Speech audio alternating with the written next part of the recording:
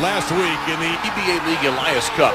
Incredible roll-off drama. Philadelphia wins on a strike to knock out New York, the top seed. And Norm Duke calls his own number. And the Dallas Strikers stay alive for the league championship. Now it's on to the second set of quarterfinals. Chris Barnes leads the Atom Splitters against Sean Rash's Brooklyn Styles, while E.J. Tackett brings the muscle of Motown against Ryan Simonelli and the hometown Portland Lumberjacks. The setting? One of the most fun you'll ever have on the PBA Tour. Portland, Maine for the PBA League Elias Cup quarterfinals.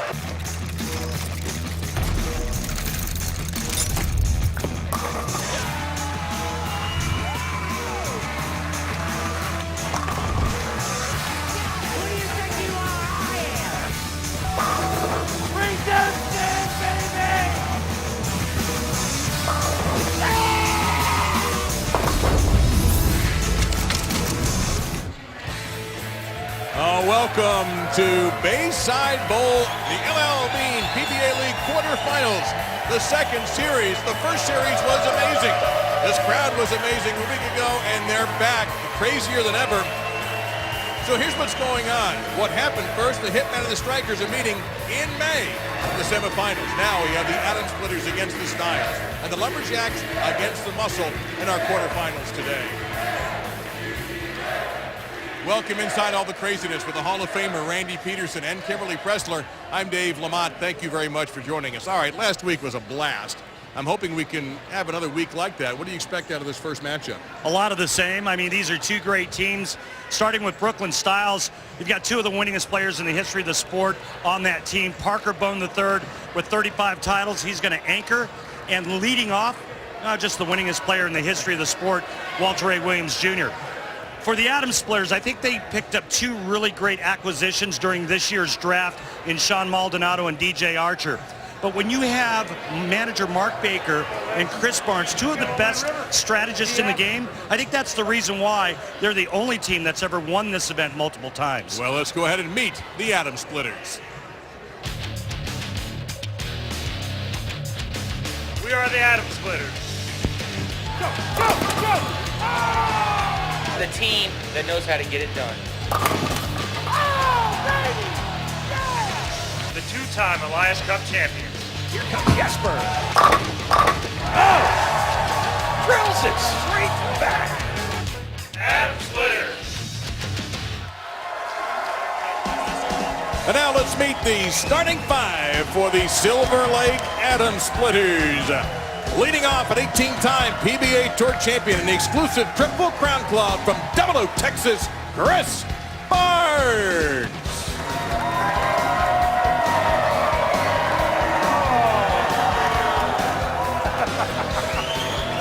In the number 2 position, a winner of 7 PBA regional titles, third in last year's U.S. Open from Houston, Texas, Sean Maldonado.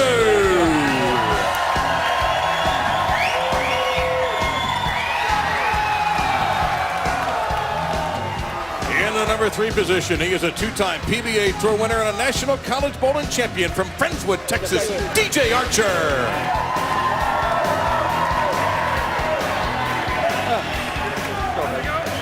Last year was the finest of his career with 4 TV finals and a win of the PBA Wolf Open from Tampa, Florida, Tom Doherty.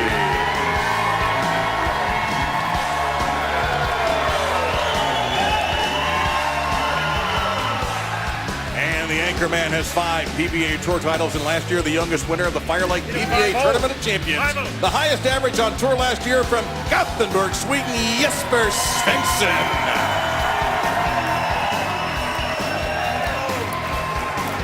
And managing the Atom Splitters is a 4-time PBA champion and now one of the master teachers of the game from Yorba Linda, California, Mark Baker.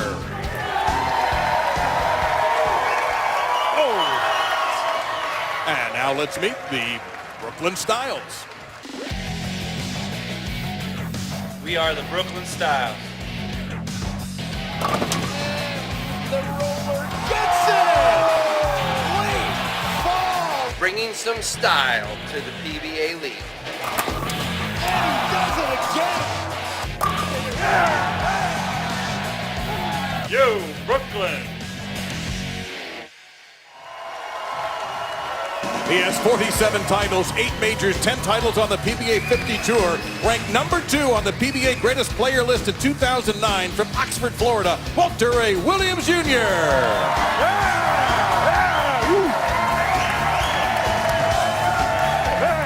He has 1 PBA title and 9 regional championships. The man known as Flash is one of the South's all-time talents from Cocoa Beach, Florida, Jason Sterner.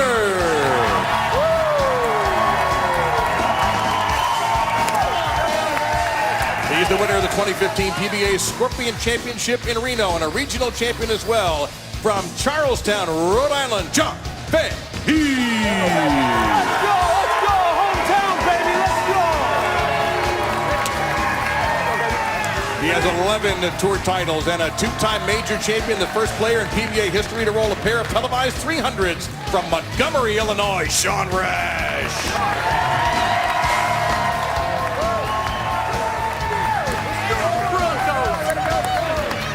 His 35 PBA titles rank him number 5 all-time in tour history, voted the 10th greatest player of all time from Jackson, New Jersey, Parker Boone III.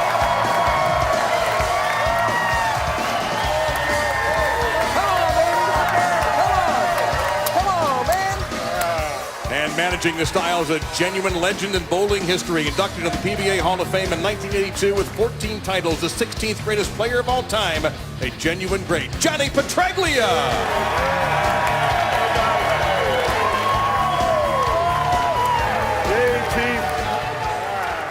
All right, we've met the players. Now we have one of the best of all time standing by with Kimberly Pressler, Chris Barnes. Kimberly. Thanks, guys. It looks like your team is ready to go over there. But, Barnes, you guys have won this twice. But last year, you guys were taken out pretty early. But this year, you're starting fresh. You have a little bit of a new lineup. How hard was it for you to let go one-time MVP Dick Allen? I mean, he didn't come back around to us in the draft, and so that's part of the reason why that happened, obviously. But we got guys that all get along. Our team chemistry is great. We have the best anchor man in the business with Jesper Svensson, and so we've been having a great time. So far, we're really looking forward to today. Feeling confident? Absolutely.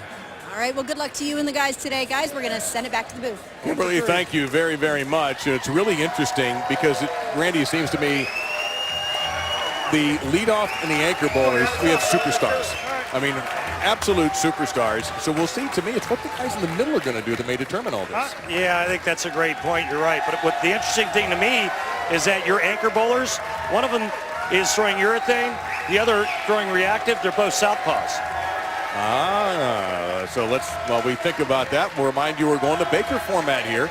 You win both games, you advance. If we have a 1-1 split, we'll have a 1-ball roll-off. Now, Baker just simply means that the leadoff bowler, in this case, Chris Barnes, future Hall of Famer, will bowl the 1st and 6th frames. The number 2 bowler goes 2 and 7, 3 and 8, 4 and 9. Now. And the anchor, 5 and 10.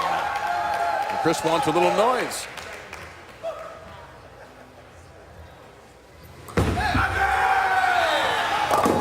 Bit light, he'll leave one behind.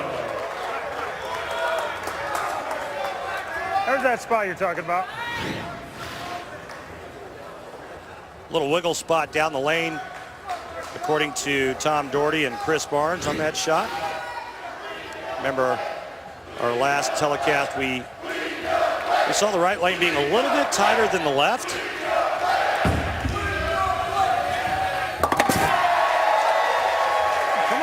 Well, he may look like he's getting up there in years with the glasses, but Chris Barnes got a lot of game left. Don't kid yourself. After he has gotten healthy, after he had some back issues and some surgery, I agree with you. I think that'd be great for bowling. Speaking of great for bowling, we built a graphic of all of his accomplishments that would block the screen. The messengers listen when you win that many titles. I always loved when Walter A makes telecast because his bio takes up almost 3 sheets. That's the Mark Roth theory. If I complain long enough, I strike. Right. And we're already going to give you our Barbasol close shave of the day, the timeless Walter A. Williams. The only thing that's really changed over the years is swing looks like it's a little bit shorter, but how about this bit action? So Sean Maldonado buries him. Two-hander from the right side. The Candy Man. Candy Maldonado. Very nice. Yeah. I got that one. For you baseball enthusiasts. Yes, sir.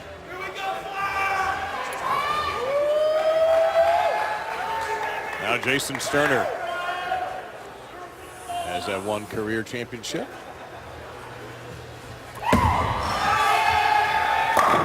Oh, terrible break on a good-looking shot.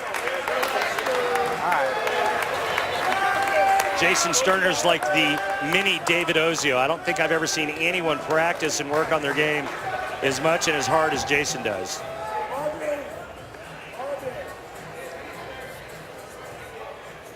See, under the watch for live, Johnny Petraglia there to the left of your screen.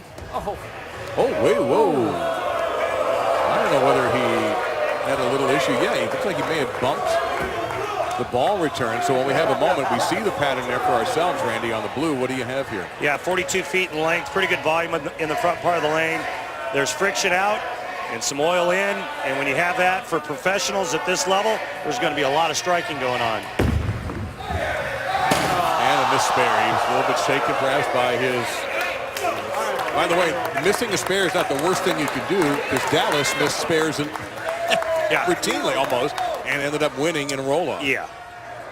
DJ Archer now up for the Atom Splitters. And Dallas also survived having a .299 thrown against them.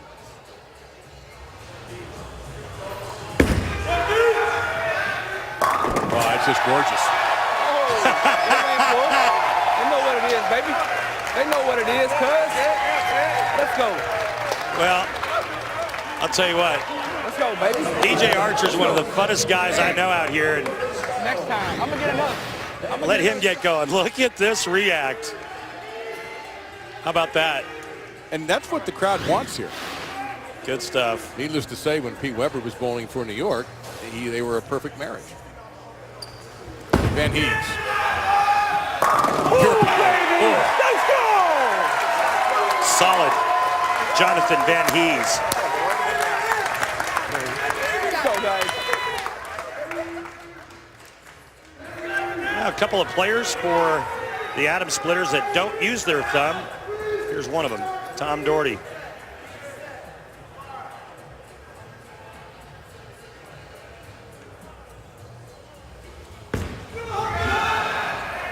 Boy, that got there fast and left somehow a 9-pin behind. Yeah, look left the whole way, too.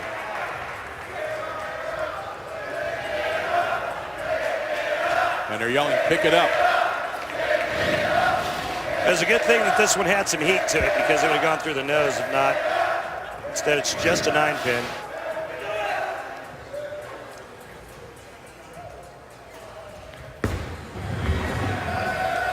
And that's smothered.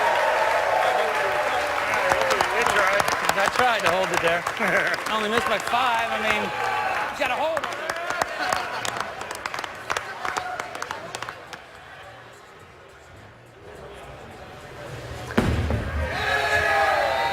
Sean Rash takes care of business.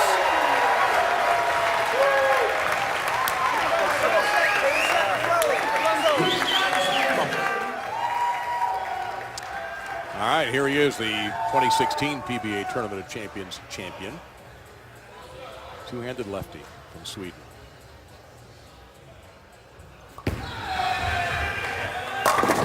Oh, yes. Nasty. He is in the best way possible.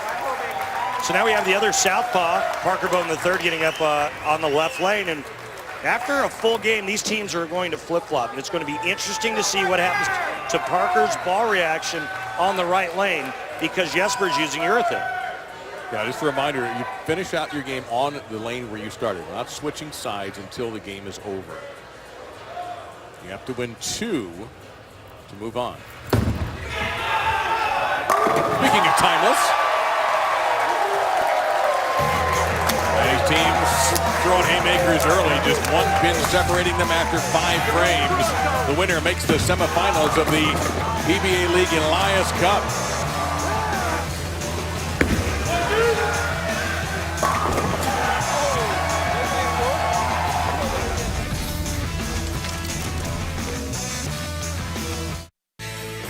The L.L.Bean PBA League Elias Cup quarterfinals are brought to you by L.L.Bean. Inspiring products designed for a reason.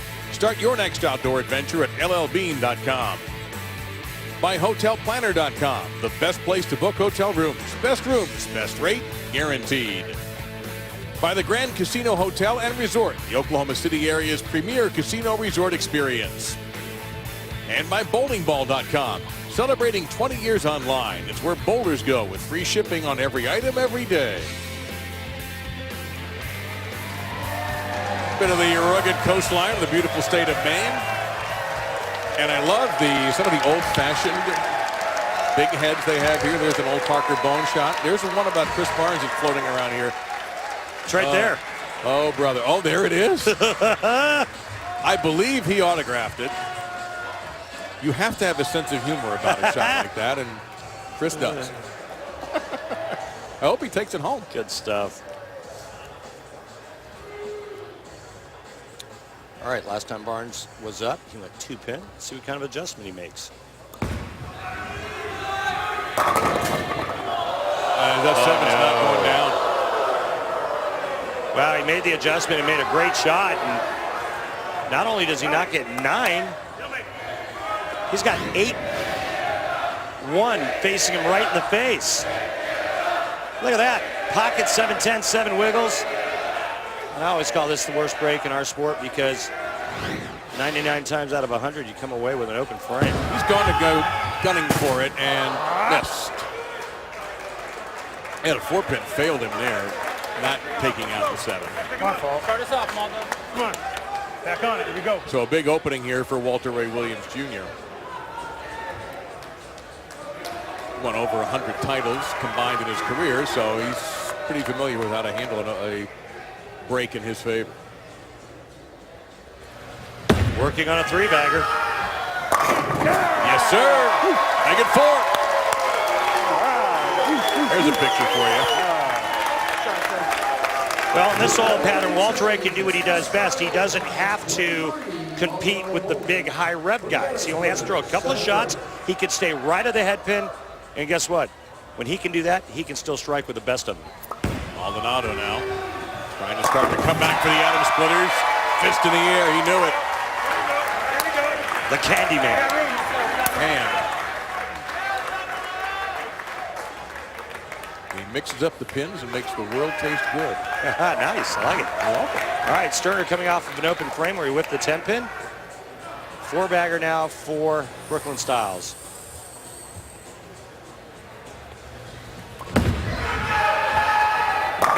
Rolling along now.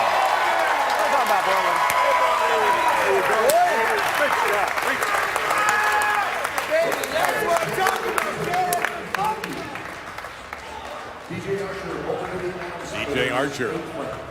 He struck in the 3rd frame. This will be his last shot in the game. Unless there is a tie, and he could be up for a roll-off. No more half points. Oh, man, that just tracked perfectly. Going coast to coast with a little loft. Come on now.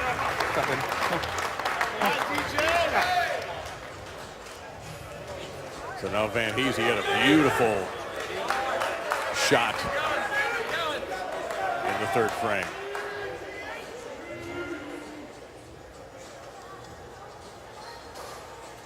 What do you call that? The New England fescue on Jonathan's face? It's not quite a Portland Maine beard. No, it's pretty clean for up here. Oh my heavens, that is awful.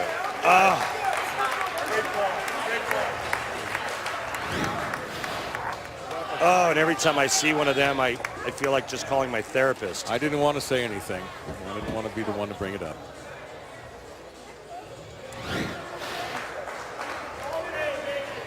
Working on 5 in a row. That was the last thing that Brooklyn Styles wanted to see. You've got to be careful not to, when he doesn't, make a big error there. He covered it very calmly. It was a great shot, bad result. Tom Doherty will try to make it 3 in a row for the Adams splitters. Max scored 235 for them. A good one. Six pin just absolutely tomahawked the tank.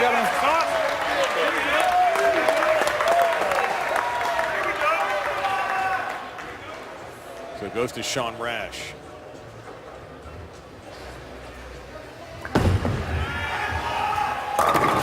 Ten-pin, yes, yes, yes. Yeah, they listen, Sean. Dirty.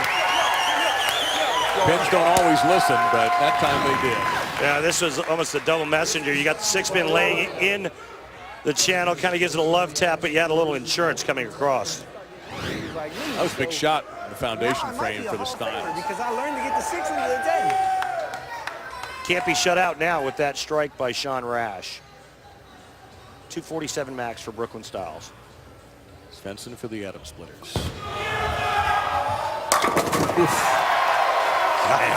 Yeah. Oh, one more, baby, one more. As the anchor man.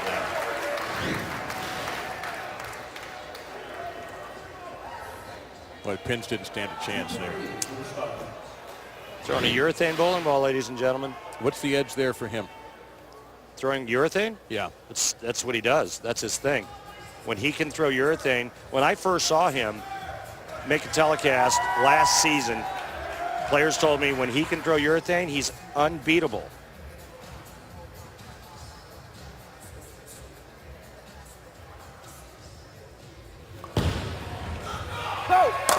And again. So the reason why he's throwing urethane is look at his rev rate and his speed. It's much easier for him to control the reaction. He said one of the things he is working on is getting better at throwing reactive resin. But this guy could beat you with a piece of charcoal if he's got a good look. I mean, look at what he's doing to the pins with urethane. Well, then the question is, should he make a switch ever? Or would it depend on the He condition? needs to learn how to throw reactive when he doesn't have a good look with urethane. Okay. Then he will be complete. Then he may never lose. That's so filthy. Look. For a nanosecond. Oh my gosh! Yow! For a nanosecond, there was a 7-10 there, and then blink, and it's gone. I mean, this is just disgusting. Look at that.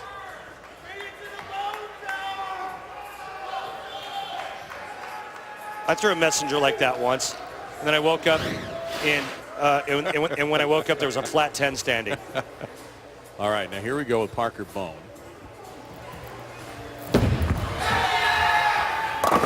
And 7-pin is not going to behave. Game over.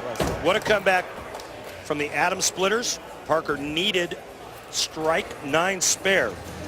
I wonder if they're going to change the order. Parker's reaction not looking good, and I don't think it's going to look better on the right lane. Yeah, they will be switching lanes for game 2. See if Johnny Petraglia has an idea if he wants to make a change or not. In the meantime, I'm going to bet everything I own that Jesper Svensson is going to be bowling anchor in game 2. A monster.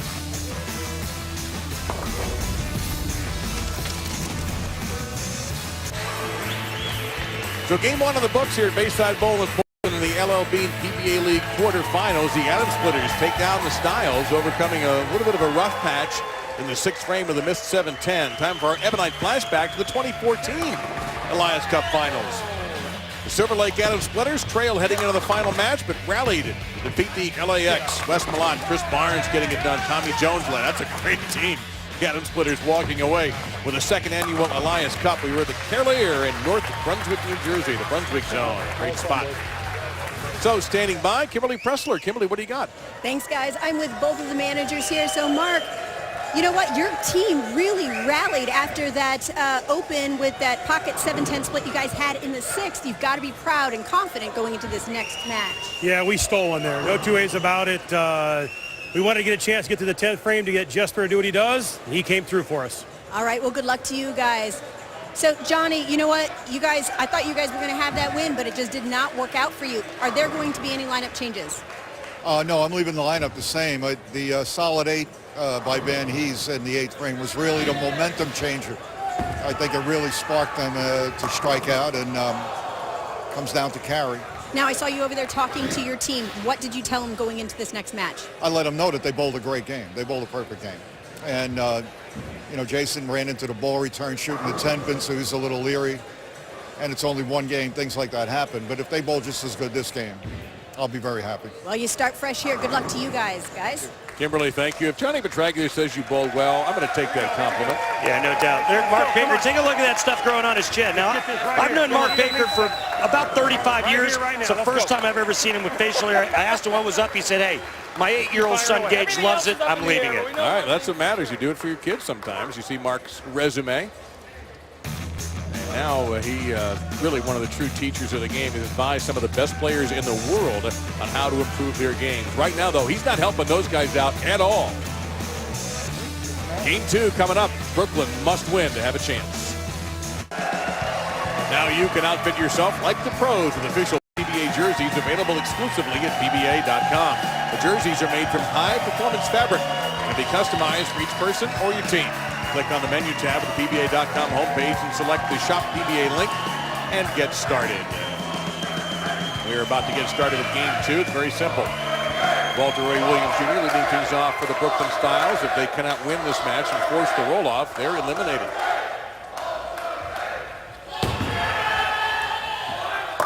A little high. No, I thought that might have been a touch high. Nobody trips more 4 pins than Walter Ray. Okay.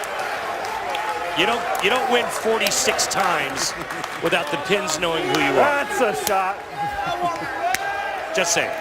All right, Chris Barnes, a little off in that first game, but it did not hurt the Atom Splitters. Chris retaining that leadoff spot. I don't think either manager, Johnny Petraglia, telling us no changes. I doubt Mark Baker made any.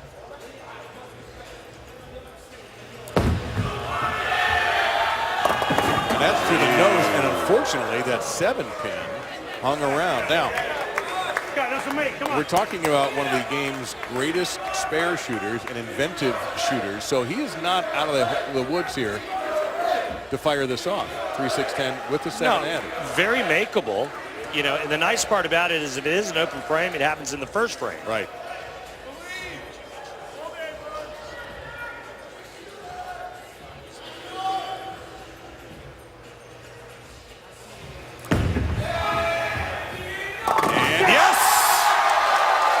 Somehow I had the feeling he was going to do that. You know, this oil pattern really lends itself to that too because he knows he can get a little bit right. It's going to come back. And that's exactly what he does. He takes a little bit of hand out of it, gets it right, hooks back just enough to throw the 3 into the 7, and that is your hammer. Tough spare replay, my friend. That's right, Randy. Yeah. I have my moments. You do. Not very many of them. Jason Sterner having to follow that. Oh, 7-pin. Stubborn.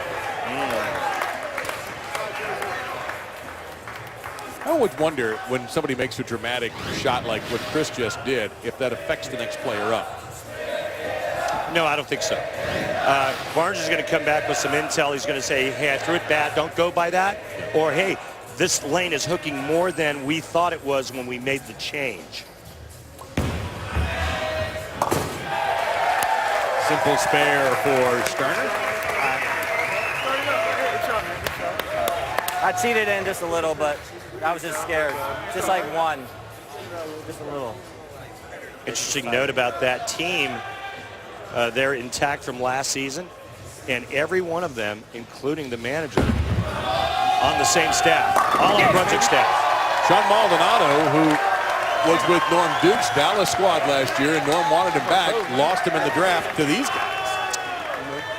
Yeah, you know, like I said in the open, anytime you can pick up a Sean Maldonado, a DJ Archer, I mean, talk about cherry picking. I mean, those are some pretty good picks to add to an already pretty formidable lineup.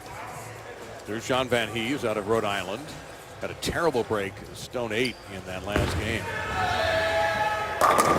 And this time, a lazy messenger pulled up short.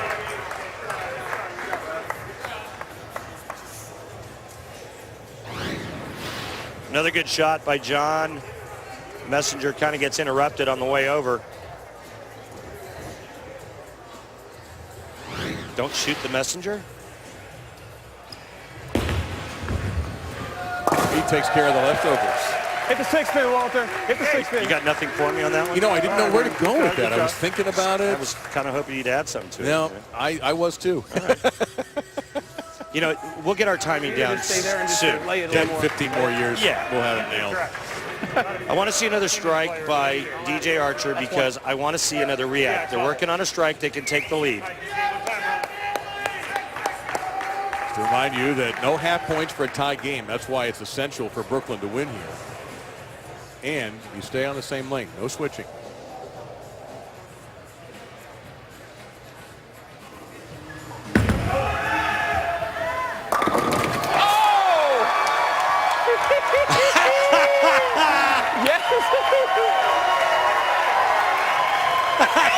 You wanted it. I love You it. got it. Man. The big fella could dance. See it? Oh, that was great. Sean Rash wasting no time. Oh, yeah. Yeah. Oh, hey. Downplaying it. I like that strategy. Do your thing. Doesn't always downplay them. If you watch our telecast, you well know that. Well, he just, you know, he said, hey, you know, simmer down. Just take it easy. Do our thing. Don Doherty. No, you don't. Very white.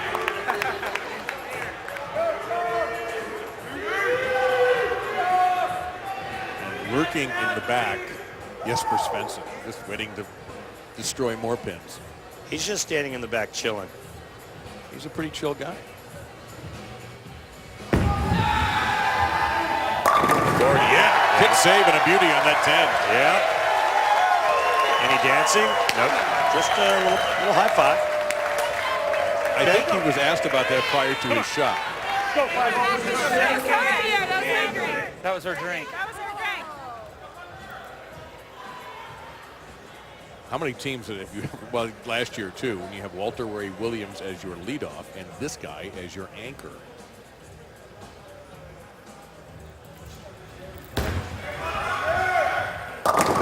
Oh yeah, 5 pins spun around a bit. Down it goes.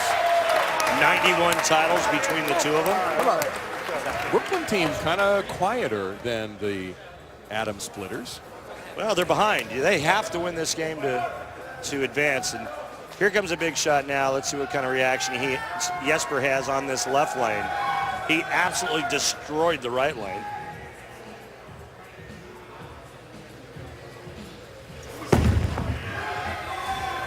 Oh boy. Well, that's 4 in a row.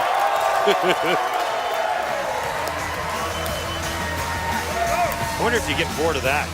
I wouldn't. The Atom Splitters riding the momentum of that big pickup by Chris Barnes, and then 4 straight strikes. Getting closer to dancing into the semifinals.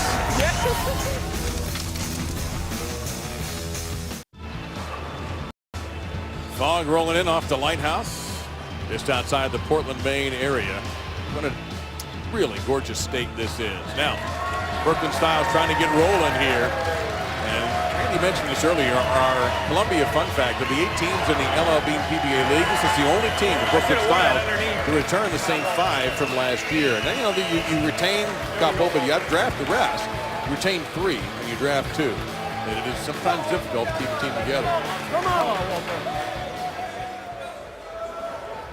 Styles working off a double, but their opponent working off 4 in a row. And no, says the 7th pin. What? Well, you said trip 4. Are you kidding me? I know. He's just as surprised as you are. Damn, how dare you? Millennial pins, man. What are you going to do? Yeah, they really needed that hit there, too, because they're down. They got to win this game, and they could have used a 3-bagger. Atom Splitters are working on spare 4-bagger. Could increase the lead right here with a strike by Barney. Which would be his first of the day. It's kind of funny, though, that his nickname's Barney and he's wearing a purple shirt. Ah, there you go.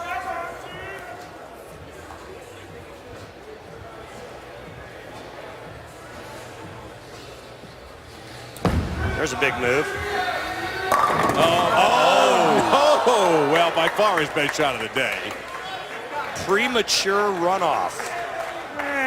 premature run out. Saw it happen with Jason Belmonte at Right? When he 299. put both hands up, 299. Watch it. It's a little early here. Wait. Up. Yeah. It was a great shot. He made a nice move off of the split in the first. But that was big because that could have been 5 in a row. A little bit of hope for the Styles. Well, they got to hope that they strike, and these guys don't. Yeah, that was it. See the max score. There's the Styles. The best they can do is 248.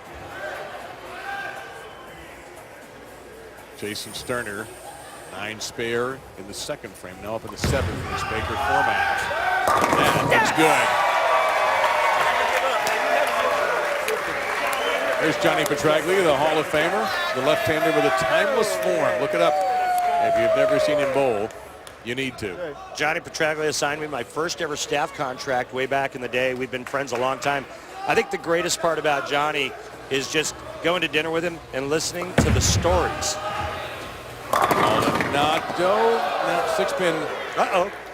Yep, you said strike and don't strike is the one way that Brooklyn can get back in here. This could get a little interesting here if Brooklyn can double up. Van Hees is on deck for the Styles. Uh-oh. Here we go. Now it gets really interesting. Remind you that the Atom Splitters survived to 7-10 earlier, but take a look at the big board. Van Hees with a strike, they take the lead. And he's due because he's had some brutal luck. Yeah, I mean, 10-pin, solid 8, strike. He's throwing it really good so far in this competition. See what he does here. Working on a strike. Wait a minute. Yeah, I thought so. You know, all the bad luck he's had, he deserves that. Check out the action here, folks.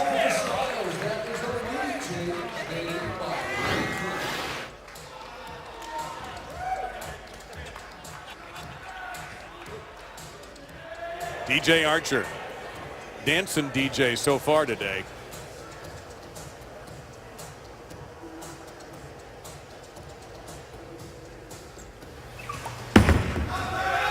Look out. Uh-oh. Against Brooklyn, he went Brooklyn. Big trouble now. Suddenly the air has just gone out of this balloon here for the Atom Splitters. They had Chris Barnes, who should have made it 5 strikes in a row and got an awful break on a ringing 10. And then a missed single pin by Maldonado. This is covered easily.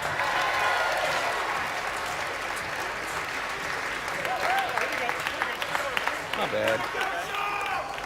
Sean Rash with a big chance. Now you see the maximums have changed completely, at least for the Atom Splitters. Big shot. Ooh, 7-10 busted up. Big break. Well, the string ends, and with a spare here, I believe we are tied. And by the way, we talked about this a week ago. We might have a roll-off for a roll-off. This game is tied. They'll have a roll-off. If the Atom Splitters win, we're finito. If the Styles win, we'll have a roll-off. Determine the winner. So basically what you're saying is we could have a double roll-off. Yes. All right. We're headed there because we're even.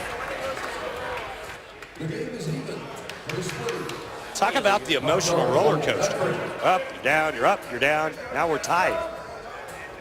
All right, Doherty sets up the 10th frame right here. If he strikes, nothing the Brooklyn Styles can do to shut out the Atom Splitters. Big shot right here. Gotta have it. He does.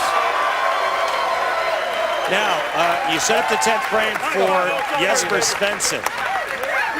Could you ask for anything more as a bowling fan? Well, you've got Parker Bohm the third. Let's go 5. Yeah. And Jesper Svensson coming at you from the left side. One traditional, one new wave. Traditional will start first.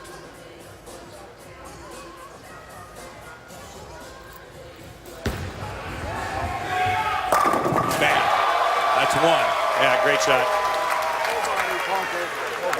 Made a living playing the outside part of the lane. I don't know if there's been a more prolific player from out. Earl Anthony has more titles, southpaw. Earl Anthony played a lot of different places on the lane. But I'll tell you what, from out, this guy still gets it done.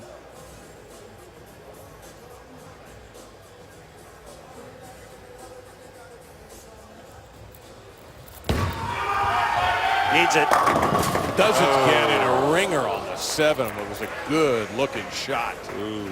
All right, big spare coming up now, because if he makes it, count will stay the same. Jesper will need the first hit in the 10th to win. If Jesper goes spare strike, we have a tie. And we get into that thing you were talking about with the roll-off. For a roll-off to have another roll-off. All right, he covers it. First hit from the freak of nature, Jesper Svensson, and they will advance. He has been perfect, I believe, today. Has not missed. Struck out in the last game to lock things down for the Atom Splitters. And not just striking, I mean, like striking with serious authority.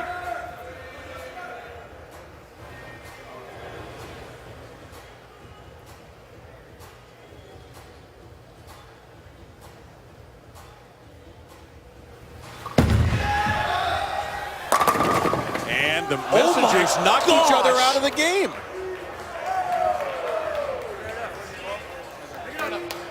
All right, he's got to spare it, and then he's got to strike. And we get our roll-off to the roll-off. And we get exactly what you've been begging for all day. Anything less than a strike leads us to one roll-off. Because they'll be tied. Yes.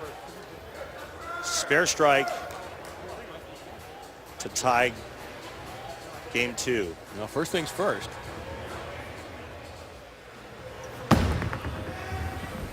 Nice, beautiful shot. Not done yet. Nice shot, baby. One more. Come on. Get this.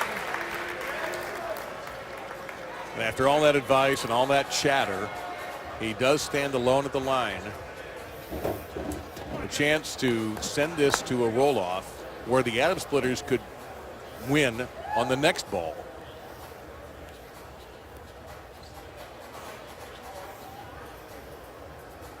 If he does not strike, the Styles will win the game, and we'll have a roll-off to determine the quarterfinal winner.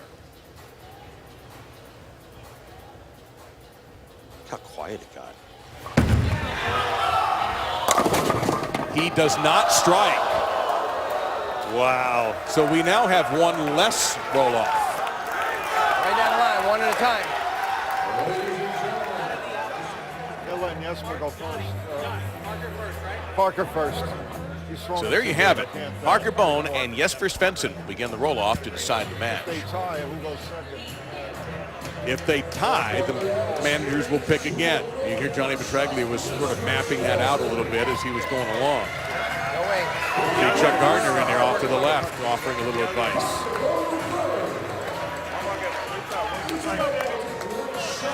Well, like any great superstar, Jesper wants the ball here in the 4th quarter.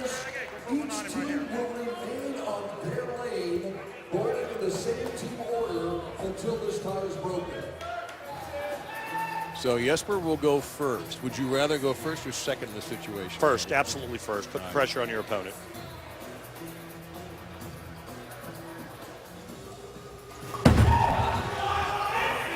He did. Whoa. Dump. He's an anchor man. He invented the wheel. Wow. That's why he wanted it. He was right there. Yeah, you're next. Hey, Prince. Well, Doherty will be next if they need him.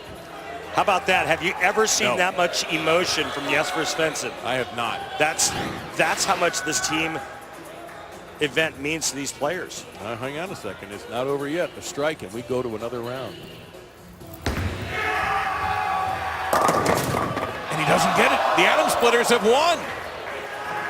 On the big hit by Jesper Svensson, the Atom Splitters have moved on to the semifinals and will take on either Motown or Portland. I'm like, oh no, don't do that to me. Don't do that to me. Wow, what a finish so far. We've had 3 quarterfinal matches. They all go to roll-offs, and Jesper Svensson lets loose. Pumping fists and winning.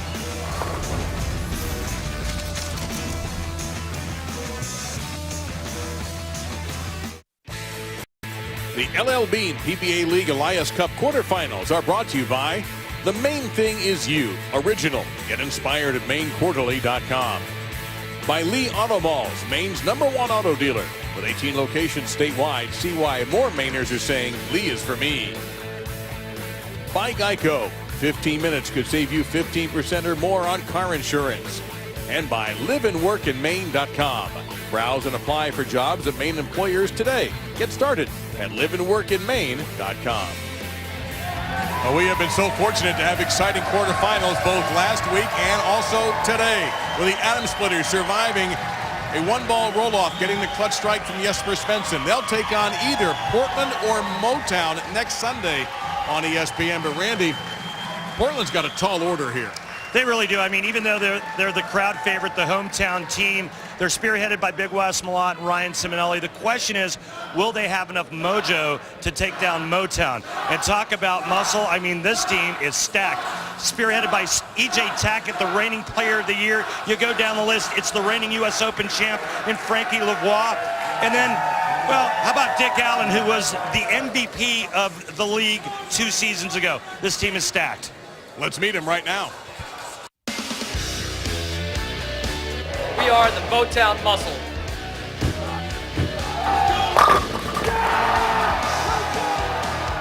The strongest team in the league.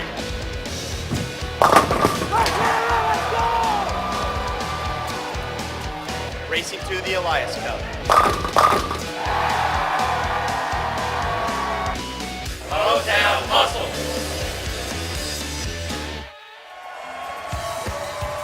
And now it's time to make the lineup for the Motown Muscle. As part of his winning the U.S. Open last year, he rolled a 300 on live television. He also won the PBA Shark Championship from Quebec City, Quebec, Canada, Francois Lavoie. In the #2 position, 3 times on tour, he's claimed the top spot, including last month in South Florida at the Extra Frame Reality Czech Classic. He's also won right here in Portland from Mesa, Arizona, Josh Blanchard.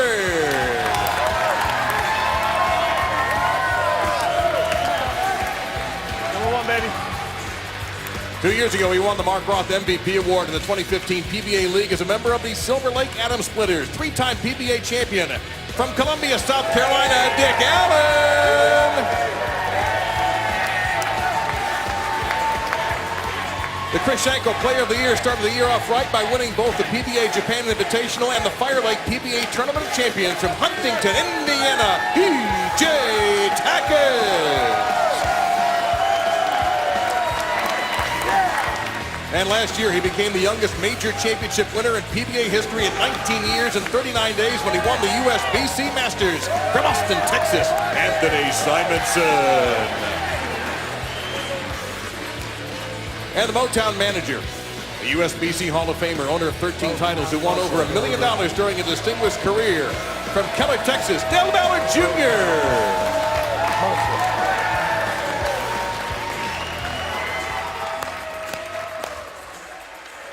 And now it's time to meet the opposition, the Portland Lumberjacks.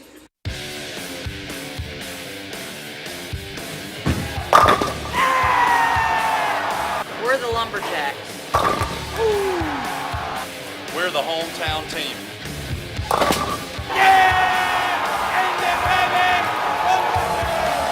Ready to chop down the competition. Lumberjacks! Leading off for the Lumberjacks, 21 titles on the women's tour, 8 majors including last year's U.S. Women's Open. From Cheektowaga, New York, Liz Johnson.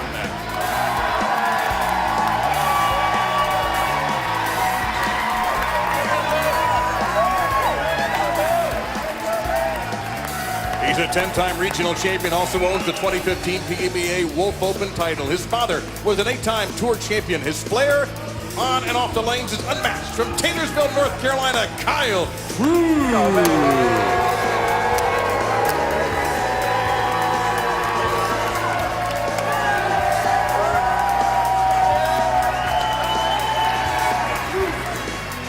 3 position. This man has a tour title, and it was a biggie. The 2003 USBC Masters when he defeated Walter Ray Williams Jr. from Roseburg, Oregon, Brian Smith.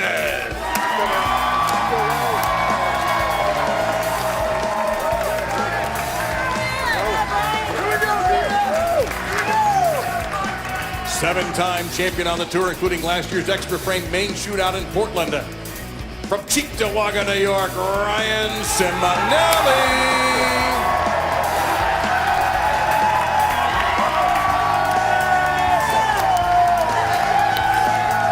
A 10-time PBA Tour champion, a major champion, and most recently in Portland, he defeated E.J. Tackett and Jason Belmonte to once again be King of the Hill from Pflugerville, Texas, Westmont.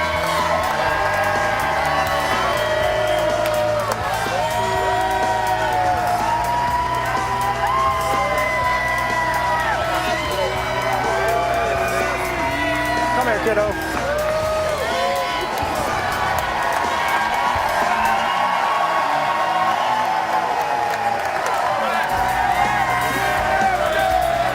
And the manager of the Lumberjacks is one of the game's most popular and respected figures, an outstanding amateur bowler, and played a little football at Penn State.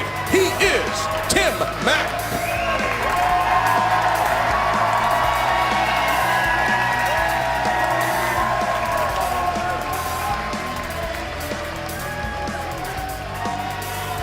So who will be the 4th team to make it to the semifinals?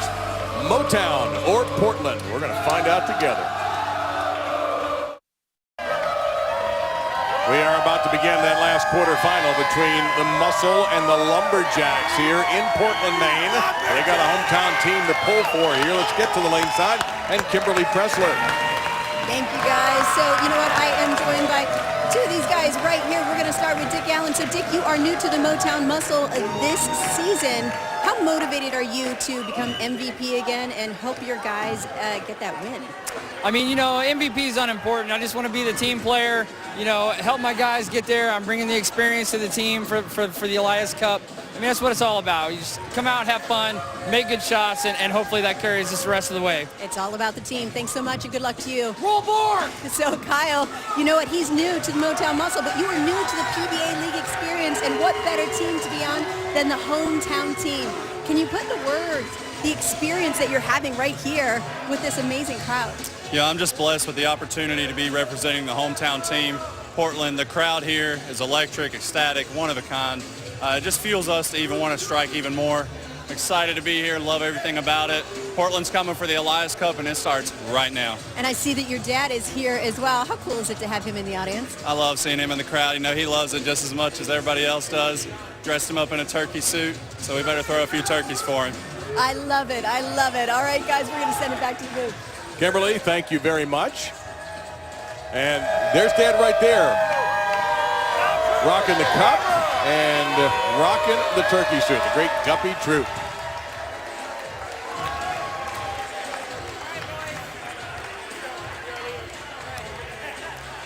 So the format here is the classic Baker format.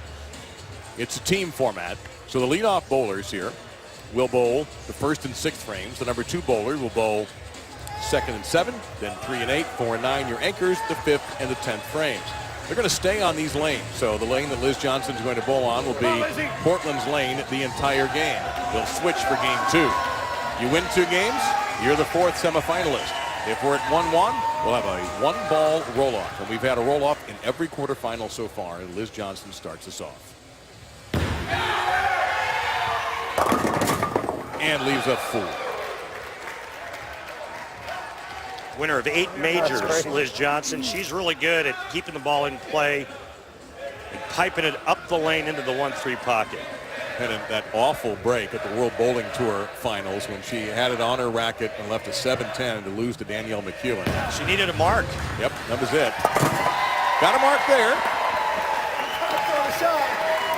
It was a little extra time on that one. You know, we have seen some fairly makeable spares missed too, so you really have to concentrate in these conditions. Here's Frankie Lavoie.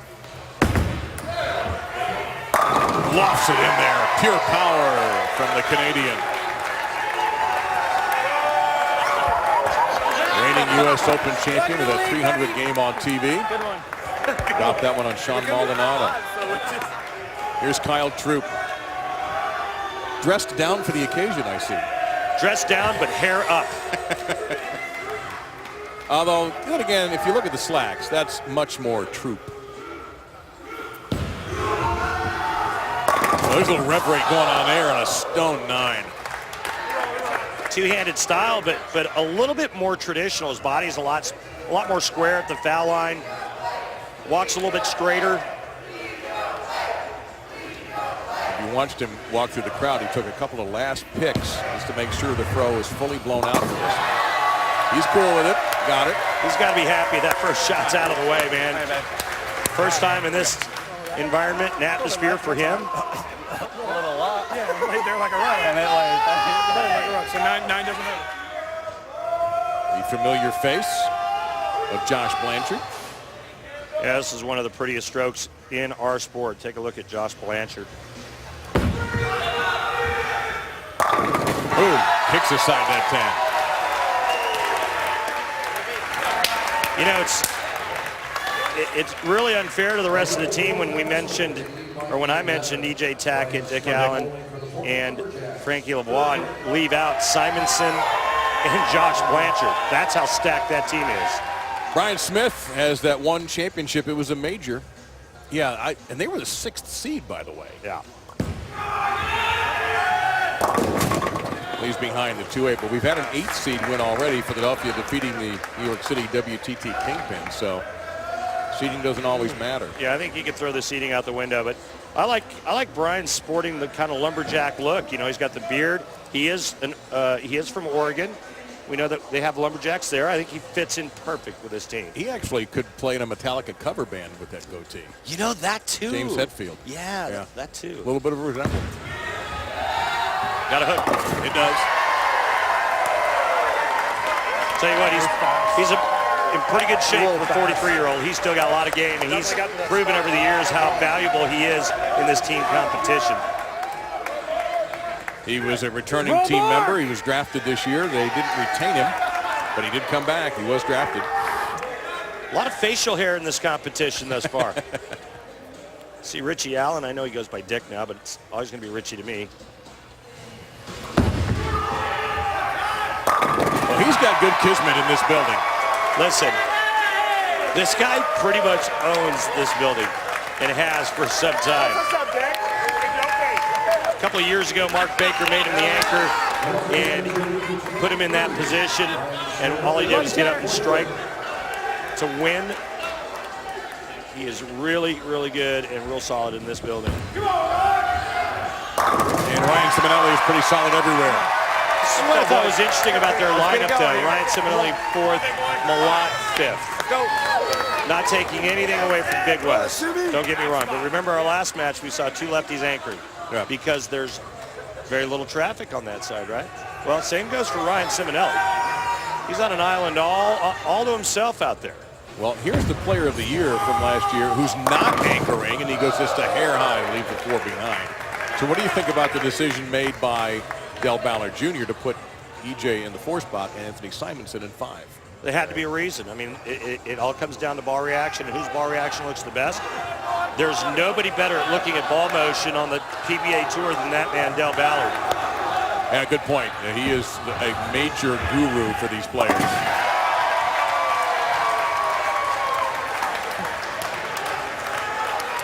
How many times have we seen somebody go for a quick consult with Del and come back and throw on strikes? Yeah, I mean, he's, you know, let's not forget he's a Hall of Famer. He's won 3 majors. I mean, the guy knows bowling, and he watches ball motion for a living. So Simonson's ball reaction's got to be better than E.J. Tackett's, and that's why he's in the 5-hole.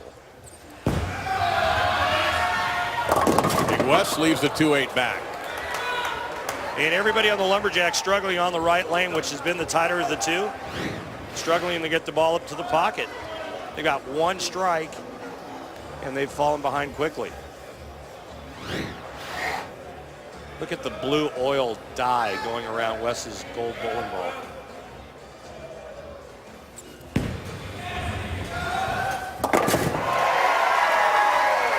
They have not made any big mistakes. but they haven't struck but once. Second half. One good shot. So here's a two-hander, Anthony Simonson. Well, if there's one thing we've learned throughout the course of this year's event, it's not how you start, it's how you finish.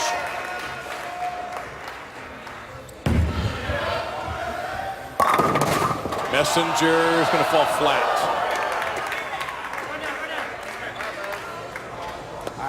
You're good. Kind of back there rocking a combination Ted Nugent, David Lee Roth look there. As you see, that Messenger really wasn't even that close. Yeah, onto the right there. 80s look. Yeah, I like it. Good follow through by Simonson to make sure that 10-pin took its medicine. Celebrities really run off and hid in this opening match between the Muscle and the Lumberjacks. The winner of it is the fourth and final semifinalist.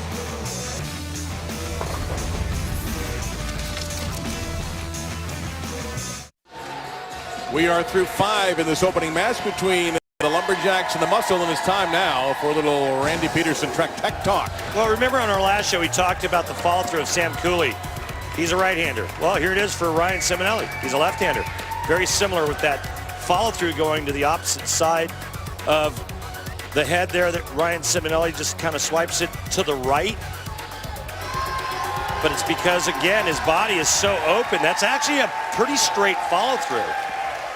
You know, the originator of that big movement back in the day was Don Johnson. Oh, yeah. Boy, did his follow-through go in to out big time.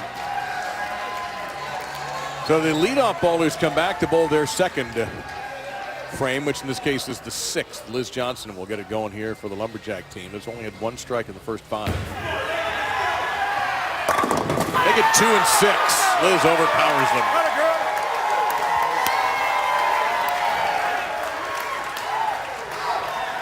Talk about someone who trusts their game. Well, she keeps it pretty simple. It's straight from anywhere on the lane. Yep.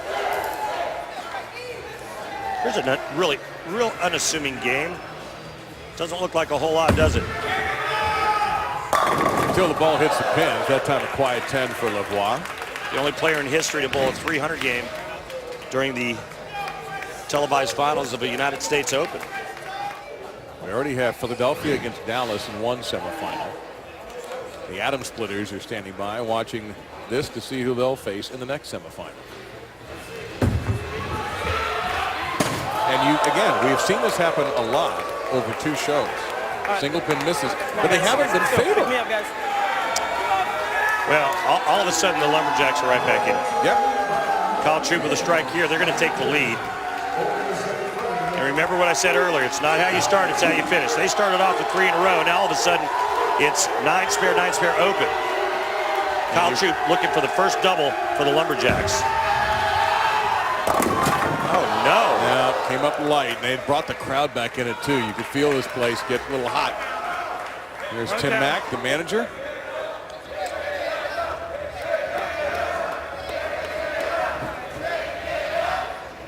Big shout out for Tim Mack and his family. Our condolences. He lost his father a little over, well, it was about a couple weeks ago, and I'm really close with Tim and knew his dad, and I knew how devastating it was for him. But just want to send out our well wishes. And Timmy, right here. Love you, man. Hey, just a little fun, man. Tim, another one of those guys that is a tour whisperer, has a lot to say and to players during their rounds, during their games. Very well respected. Oh, just absolute raw power. Josh Blanchard, a former winner here back in 2015, won the PBA Extra Frame Maine Shootout, non-televised event. Stellar job. Brian Smith.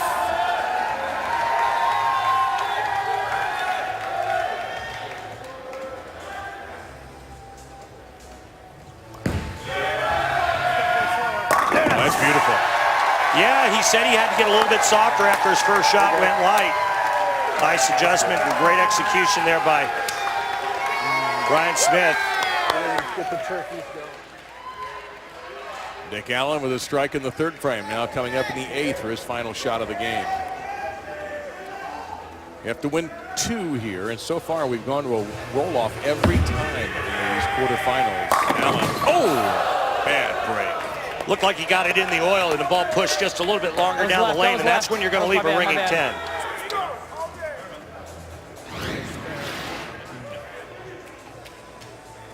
Doesn't take much, just a little bit different angle into the pins, and that's exactly what happened there. 6 around the 10.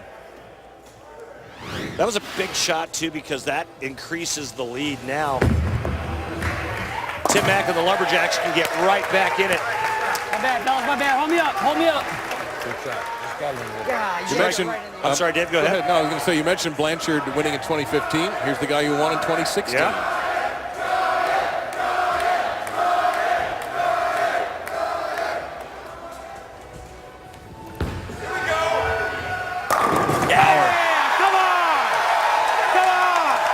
That's why I like him as my anchor bowler. Well, there's a Tim Mack. Blow up.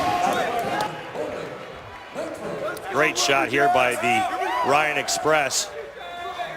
And now that sets up the 10th frame for them. They can strike out and shut out Motown Muscle. Come on, guys. That's player of the year form right there. Keeps him in it. But right now it's all Big West Malott. 3 in the 10th. And they will take game 1. Last time up he went lightly to the 2-8. King of the Hill 2 times for Wes. Beat Tackett and Belmo here in Portland to do it. Oh yes. That's a class shot. Like that again, baby, just like that.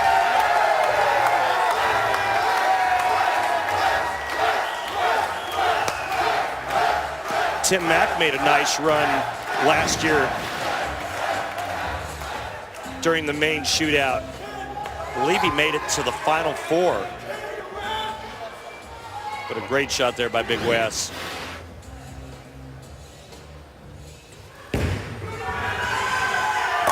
How about 2 great shots by Big Wes?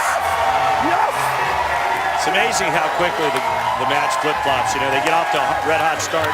The Lumberjacks have 1 strike through 5 frames, and then all of a sudden, they're in position now to win. The strike will take care of it. The chant, the Big Nasty. We're in this position only because of what you just did.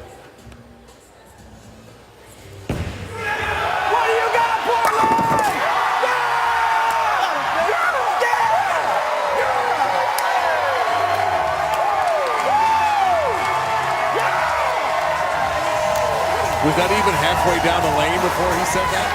Wow. That was a big nasty right there. Look at that. Barely left his hand. The King got down and dirty in the 10th.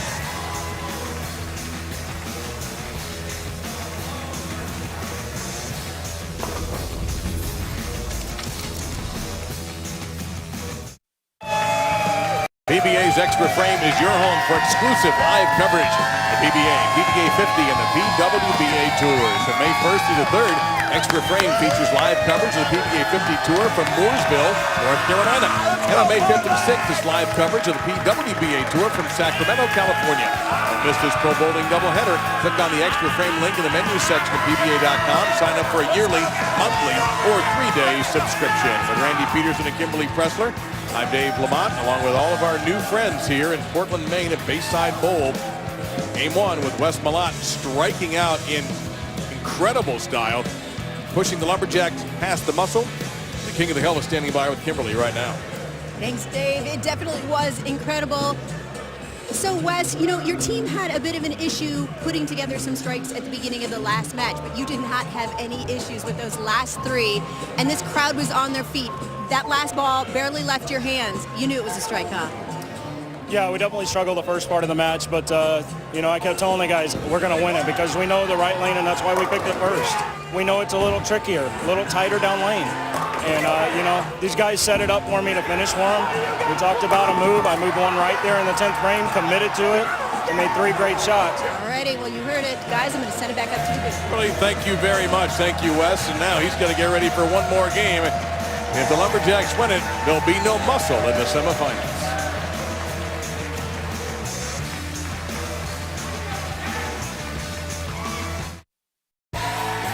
Game 2 about to begin. The L.L.Bean PBA League, the final quarterfinal game. If Motown wins it, we'll have a one-ball roll-off to determine the semifinalists. However, if the L.L.Bean Portland Lumberjacks take it, they will make it. Frankie LeBlanc to start for Motown. I can't take my eyes off those turkeys. Well, maybe that will help you take your eyes off seeing a perfect strike. I'm thinking there could be like a nice corporate crossover here with like maybe Butterball or something. Okay, you never know. You know? These turkeys sponsored by these turkeys here. Liz Johnson, who had a spare and a strike in the leadoff position. Now they're over on the left lane. More friction on the left lane. See how it works out for him.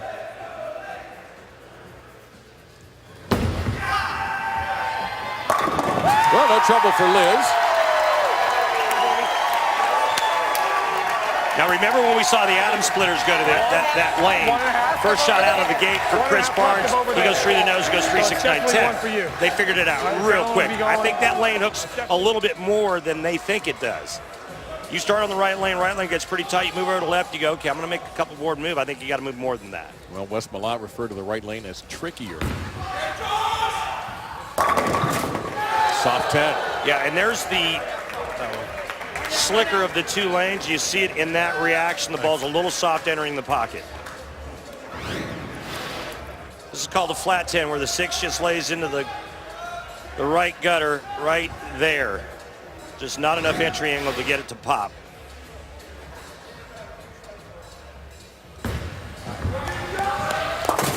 I really love how stable his upper body is when he goes to the foul line. I think it's one of the strongest parts of his game. All right. Home out. So Josh Blanchard covers the spare. And here's Kyle Troop. And I thought Malott also made a great point when he talked with Kimberly about how the crowd's back in this and they're firmly behind the home team. That's through the nose, and he got a trip 4!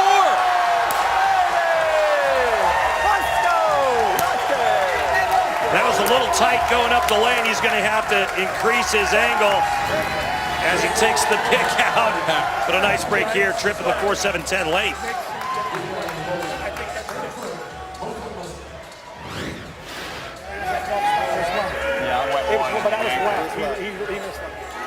Great advice by Tim Mack. He said that shot was left.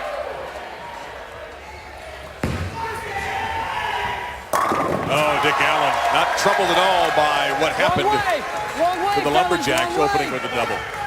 You know what else I really love about doing this event? No matter how loud I get, the bowlers can't hear me. We are in the cone of silence over here.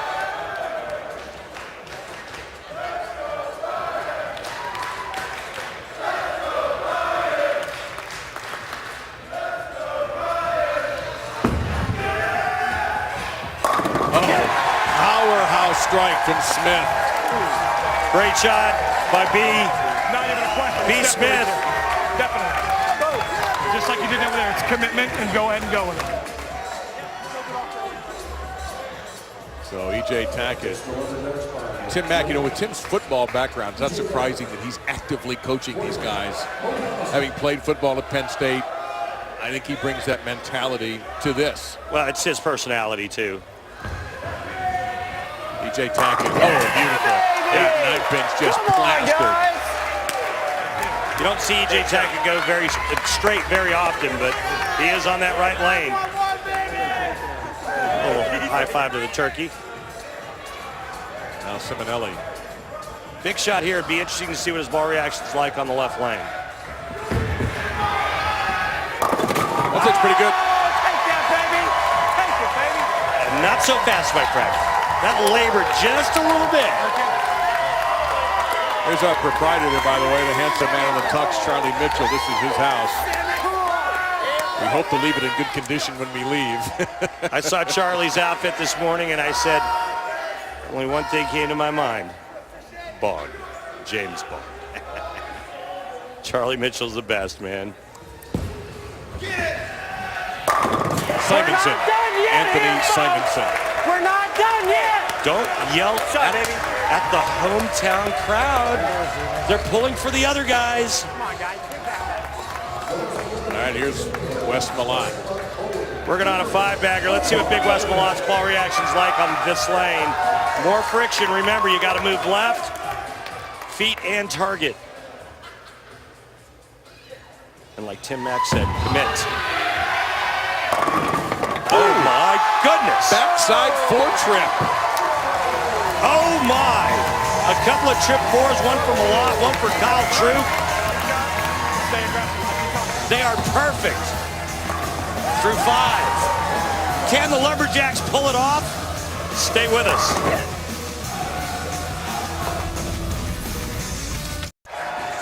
All right, let's get the next set of frames as we recycle and go back to the top of the order for the muscle of the Lumberjacks. Motown down 20, and that's because the Lumberjacks haven't missed on their first go-around. Now here comes Francois Lavoie.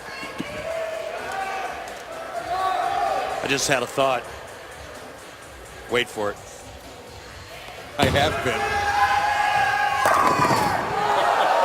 Lavoie leaves one behind. He's just left it sitting there, partner. Sorry about that. No. Hey, you know what? I deserved it. I'm going to give you that one. But all right. Anyway, what's your thought? Not yet. Oh. Not yet. Oh, I like the suspense. Awful break for Frankie Lavoie as the ball goes right by the 9-pin as they were working on a 3-bagger. Yeah, and right now, Spares just start cutting it against this Portland team. You've got an amazingly talented muscle squad here. Let's go. Yeah. These guys you really are good. do. So, last 5 frames, right? Troop, trip 4. Simonelli switched the rack. Malott, trip 4. Kind of like the Lumberjacks just chopping wood. Well, it began with a flush strike from Liz Johnson here. In the first frame, she's in the 6th. Come on, Liz. Look out. Uh-oh. Yeah, that's the first mistake we've seen from Portland in this game. Put it in there, girl. Put it in there. Going through the nose. Yeah, not a good shot there at all for Liz. That was just the full yank. That looked like wood chopping right through the heart of the pins that time. Not, you know, and as a player, you just hate throwing that shot, especially with the momentum they had. I'm not sure about that. And then followed up with an open. Yeah, girl. Nothing more frustrating. Well, Del Ballard senses an opportunity here. So does Josh Blanchard. Something so minor like that can turn around and cost you the entire match. The only good news for them is that Motown didn't strike in the 6th.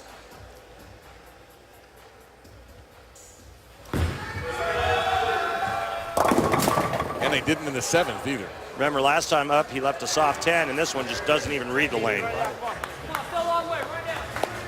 Remember that Wes Malott said in his interview, the right lane's tricky. And they set it up perfect for him, and they got away with a win on that right lane, so they go over to the left lane with nothing but confidence, and this is what we're seeing. Right lane is snug, left lane has got some friction in return.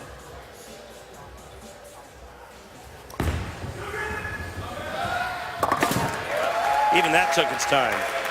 How that one didn't hook. I was nice to it and everything. I was nice to it. I was waiting for it to shake. So you can hear the crowd getting into the true chance for Kyle. Let's see if he increases his angle a little bit on this next shot.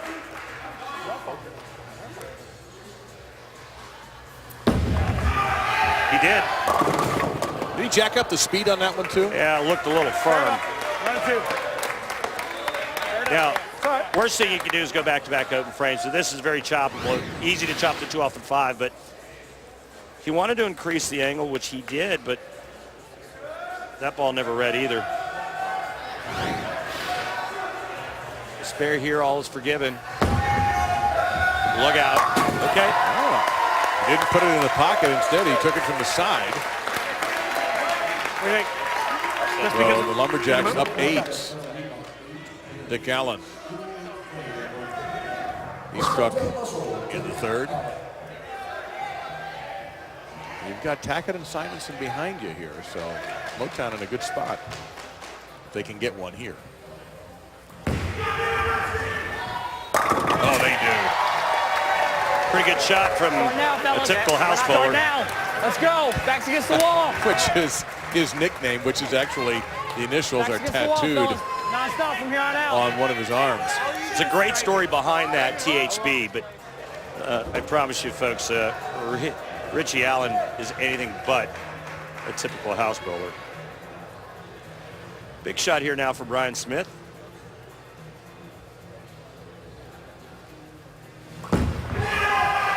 Look out. Yeah. Went Brooklyn, actually. So what has happened? First 5, you mentioned a couple of strikes were a little borderline, but they did go. Now they're struggling to find a pocket. Well, there's friction on that lane, and it looks like they're afraid to throw it to the right. No angle to the right.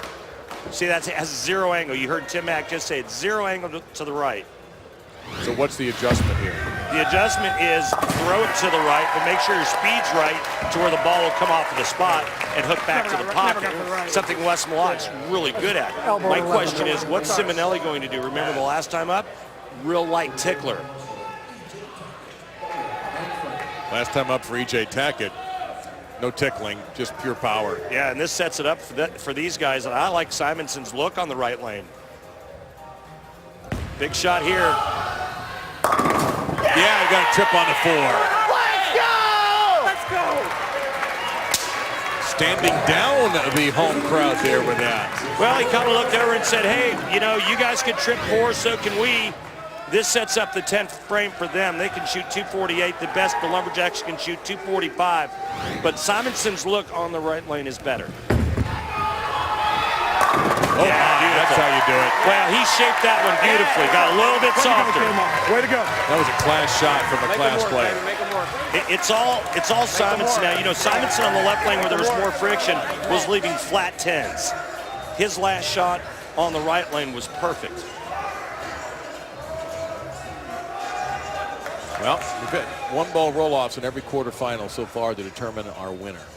Will it happen again here?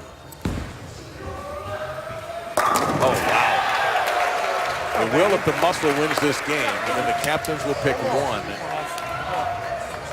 One more and count, and it'll be all tied up. Again, you look back at how quickly things change, how they started with the front 5, did the Lumberjacks, and now they're looking at a possible loss. That big open frame in the 6th by Liz Johnson when she went through the nose and failed to convert the 310. The big difference now.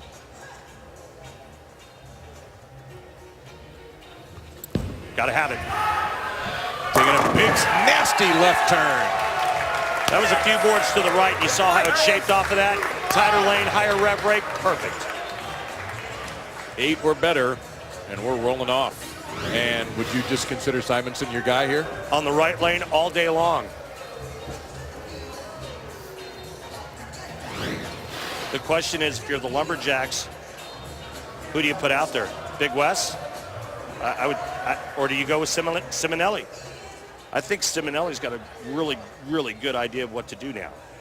Well, Malott struck in the 5th. But it was a trip 4. Good point. Simon, that's it. Baby! We're going to a roll-off. No, we're not. Boy, you don't often see him getting somebody's face, but I think that was all good-natured. We ain't done yet. No, you're not. And I don't think he's done yet either. I think he's got 1 more ball left.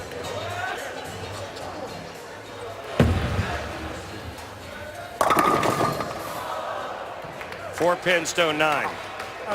See that? He moved on it. Look, Tim Mack just said, hey, did you move on it? He shook his head yes. As we take a look at Simonson getting in the face of the locals. So, the decision for Del Ballard Jr. He does have the Player of the Year and a 2-time titleist this year on the bench as well, and E.J. Tackett. Yeah, it's not like Dell's got a shortage of people to choose from. Yep. But I would stay. I would dance with the one you brought. I would stay with Simonson right now, first ball. And then the issue is, do you go lefty or righty here? if you're Tim Mack and Portland. Well, this next shot by Wes Malot's going to say it's going to tell a lot. He's going to move again off of the 9-pin. We'll see what kind of shape and what kind of result he gets. Got a little faster with it. What do you do now? Simonelli or the big guy? Remember who struck out in the 10th frame to win game 1? Yeah, and there you see, we don't have to wonder who it's going to be. Well, that was a hard choice, Dell. Dell didn't waste any time with that. And it is going to be Malott. Yeah.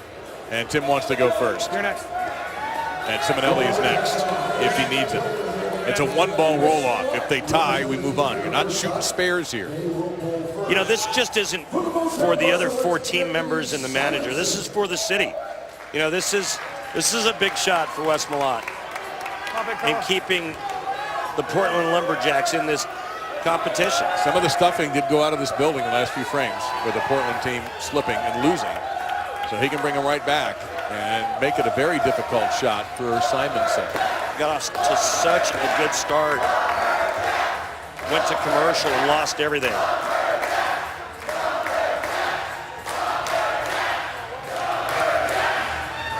Oh my. Didn't like the feel. You either got to go or no go. The chant got into... started getting quiet. The chant got into his head. Dead focus here. Let's go. Commit to it. Yeah, once again, Tim reminding him to commit to it. Tim would make a good PGA Tour caddy.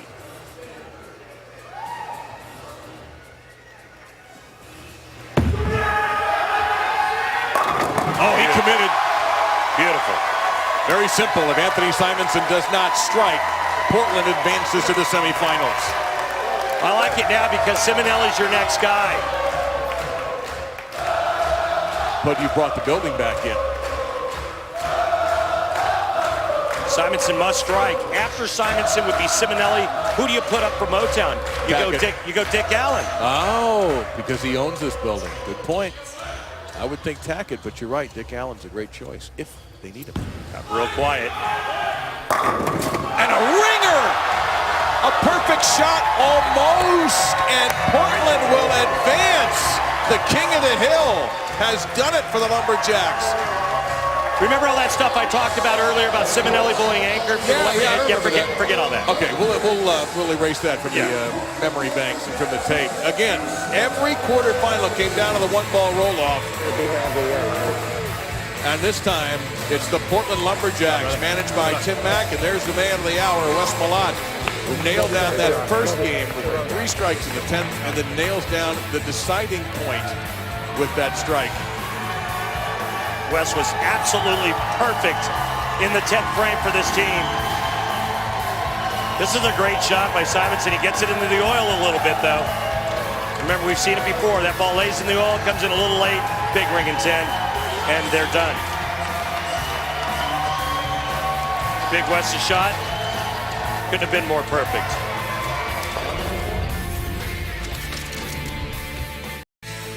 The L.L.Bean PBA League Elias Cup quarterfinals are brought to you by Barbasol.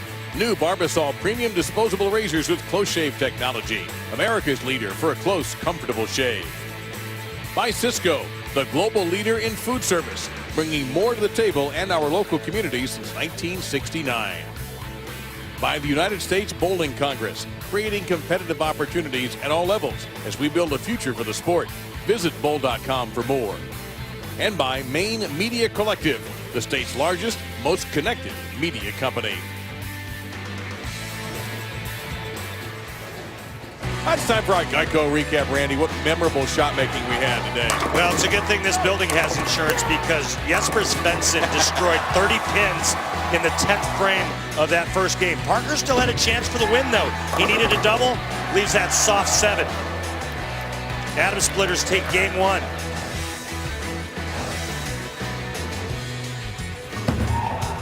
In game 2, it's Jesper once again in a roll-off. He gets the 10. Parker leaves the 7. Adam Splitters move on. And then in the last match, Lumberjacks and Motown Muscle. Big Wes Malott throws 3 in the 10th Turns around before the ball's halfway down the lane to capture game 1. Game 2, they start off big, first 5, and then all of a sudden they run into trouble. This one would go to a roll-off first. Big West steps up.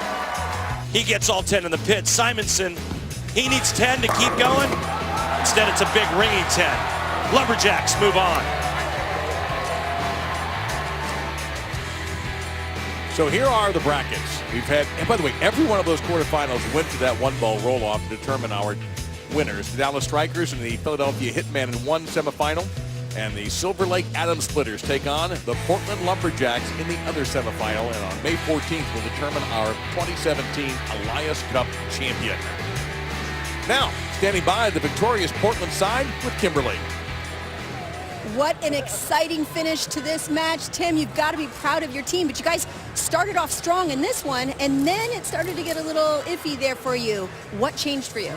I just think it was a little bit of a lane transition, and, you know, we got out to that lead in that second game, and you want to try to stay on the gas, and, you know, you got to credit Motown.